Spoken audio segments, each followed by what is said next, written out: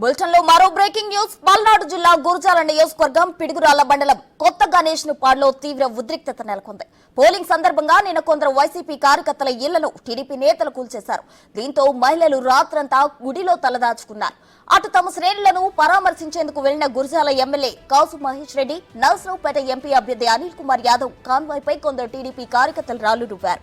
పరిస్థితి అదుపు తప్పడంతో పోలీసులు గాల్లోకి కాల్పులు జరిపారు. భద్రతా బలగాలు ఘటనా ప్రాంతానికి చేరుకుని వారి కాన్వాయ్ను పంపించారు.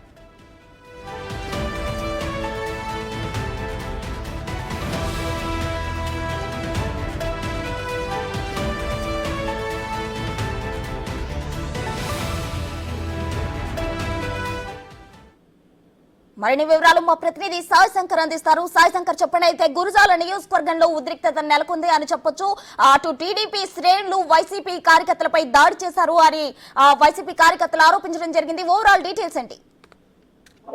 ప్రధానంగా నిన్న జరిగినటువంటి ఘర్షణలు ఏవైతే ఉన్నాయో ప్రధాన ఆ నేపథ్యంలో కొత్త గణేష్ పాడు అంటే గురజాల నియోజకవర్గంలో ఉన్నటువంటి కొత్త గణేష్ పాడు మండలంలో అక్కడ ఉండేటటువంటి వైసీపీకి సంబంధించినటువంటి మగవారందరూ కూడా ఊరిని వదిలిపెట్టి వెళ్ళిపోవడం జరిగింది. అక్కడ ఓన్లీ మహిళలు మాత్రమే ఉండడం జరిగింది. దానికి ప్రధాన కారణం ఎన్నికల నేపథ్యంలో తమ పైన టీడీపీ నేతలు ఎక్కడన్నా దాడి చేస్తారేమోననే ఆలోచనతో ఆ ఊర్లో ఉన్నటువంటి మగవారంతా వెళ్ళిపోయారు. అయితే రాత్రి అంతా కూడా మహిళలు మాత్రమే ఊర్లో ఉన్నటువంటి పరిస్థితి ఉంది. వాళ్ళని పరామర్శించడానికి ఈ రోజు అనిల్ కుమార్ యాదవ్, పల్నాడు జిల్లా వైఎస్ఆర్సీపీ ఎంపీ అభ్యర్థిగా ఉన్నటువంటి అనిల్ కుమార్ యాదవ్, గురజాల అభ్యర్థి అయినటువంటి కాసు మహేష్ రెడ్డి మహిళల్ని పరామర్శించడానికి వెళ్ళినటువంటి పరిస్థితి ఉంది. ఈ నేపథ్యంలో ఆ మగవారు ఎవరైతే ఉన్నారో వాళ్ళందరినీ కూడా తీసుకొని ఆ గ్రామానికి వెళ్ళారు. అయితే అదే అదునుగా భావించినటువంటి టీడీపీ శ్రేణులు ఒక్కసారిగా వీరిపైన దాడికి దిగడం జరిగింది. ఈ దాడుల్లో అక్కడ ఉన్నటువంటి కాసు మహేష్ రెడ్డి పైన, అదేవిధంగా అనిల్ కుమార్ యాదవ్ పైన కూడా దాడి జరగడం జరిగింది. వాళ్ళ వెహికల్ కి సంబంధించినటువంటి వాటిని డ్యామేజ్ చేయడం జరిగింది.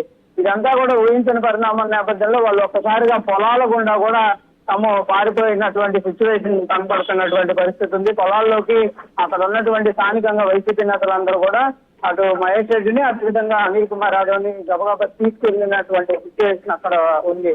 అయితే తర్వాత పోలీసులు చేరుకునేటప్పటికే జరగాల్సినటువంటి నష్టం, కార్లను డ్యామేజ్ చేయడం, వారి పైన దాడులు చేయడం, ఇదంతా కూడా జరిగినట్టు కూడా ప్రస్తుతం సిచ్యువేషన్ చూస్తే కనిపిస్తున్నటువంటి పరిస్థితి ఉంది. ఏదైనప్పటికీ కూడా పొలిటికల్ ఫ్యాషన్ వార్ అనేది ఇంకా పల్నాడులో కొనసాగుతున్నటువంటి పరిస్థితి ఉంది. ఎక్కడికక్కడ కూడా ఈ రోజు కూడా కొన్ని సంఘటనలు అయితే చోటు చేసుకున్నటువంటి పరిస్థితులు ఉన్నాయి. ఇటు వైసీపీ టీడీపీ మధ్య ఘర్షణలు ఒక పల్నాడు గురజాల్లో కొత్తనపల్లి మిగిలినటువంటి ఏరియాల్లో కూడా జరుగుతున్నటువంటి పరిస్థితి కనిపిస్తుంది. ప్రసన్న సాయిశంకర్, మీరు అన్నట్లు ఆ ఊరిలో మగవారంతా టీడీపీ శ్రేణులు దాడి చేస్తారని ముందుగానే ఆ గ్రామం నుంచి వెళ్లిపోయారు అంటున్నారు. అసలు దాడి చేస్తారని వాళ్ళు ముందుగానే ఎందుకు ఊహించారు? ఒకవేళ ముందుగానే వైసీపీ కార్యకర్తలు టీడీపీ శ్రేణులను ఏమైనా రెచ్చగొట్టే ప్రయత్నాలు చేశారు? వారిపై ముందుగా ఏమైనా దాడులు చేశారా?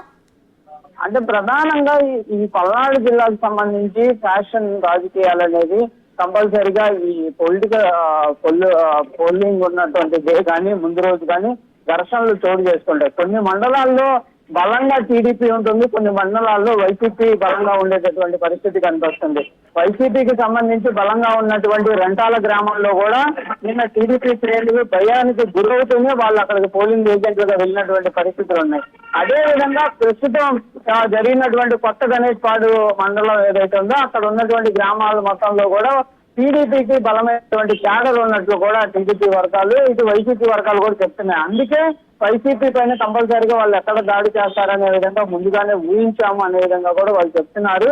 ఇదంతా కూడా పొలిటికల్ సిచ్యువేషన్ అనేది కంపల్సరీగా పోలింగ్ డేలో ముందు రోజు తర్వాత రోజు ఉంటాయి. గతంలో కూడా ఇలాంటి సిచ్యువేషన్లు ఉన్నాయనే విధంగా కూడా కొంతమంది స్థానికులు అయితే చెప్తున్నటువంటి పరిస్థితి ఉంది. తమ మీద ఎక్కడ దాడి జరుగుతుందో అనే సురక్షిత ప్రాంతాలకు వెళ్ళినట్లు కూడా అక్కడ ఉన్నటువంటి మగవారు చెప్తున్నారు.